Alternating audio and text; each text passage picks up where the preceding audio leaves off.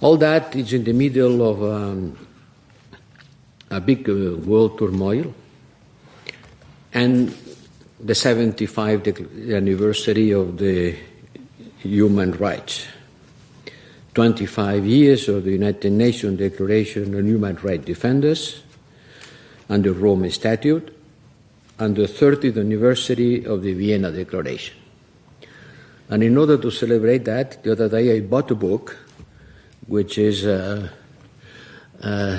practical guide to humanitarian law. Because we talk about humanitarian law. We talk about the respect of international law, including humanitarian law. We talk about it, but to tell the truth, every time I ask for a legal advice about how humanitarian law is being implemented, I have so different views that I decided to buy a book like this, a practical guide to humanitarian law, in order to be able to understand which is the content of this Human Rights Defenders Declaration, the Rome Statute, which is the role of the International Criminal Court, how does it work, the Rome Statute, so many conflicts around the world, what is a war crime, who has to decide if something is a war crime in the legal sense of the word, where does human rights start, who is violating them, who are defending them. And this is part of my portfolio, and we have here our special representative for human rights, and we have a lot of resources devoted to defend human rights and to defend the defenders of human rights.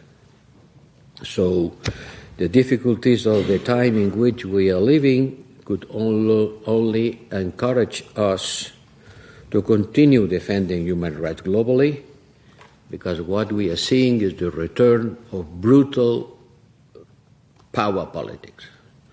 And more conflicts are being solved by the use of force, something that was supposed to be forbidden, not the use of force to solve conflicts. But what I see is that more and more conflicts are being solved by force.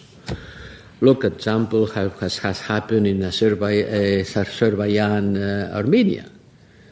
A long frozen conflict that suddenly has been, I wouldn't say solved, but decisively determined by a military intervention that in 1 week made 150,000 people having to move.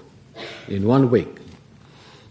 Like this, 150,000 people had to abandon their houses and run. And the international community regretted, expressed concern, sent humanitarian support, but it happens by the use of force. And this is an example, one more recent example. But look what's happening in Sudan, what has happened in Ethiopia, what's happening in Sahel, what's still happening in many Latin American countries where violence increases. I remember Costa Rica was supposed to be the Switzerland of Latin America. When you have a look at the number of criminal acts happening in Costa Rica 20 years from now and today, is skyrocketing. Drug has a lot of things to do with that. Many countries around the world are being destabilized by the fact that drugs dealers are so powerful. I made a phone call, I am going out of my paper, I made a phone call to the new recently elected president of Ecuador. Remember that the candidate of his political party was killed assassinated during the campaign.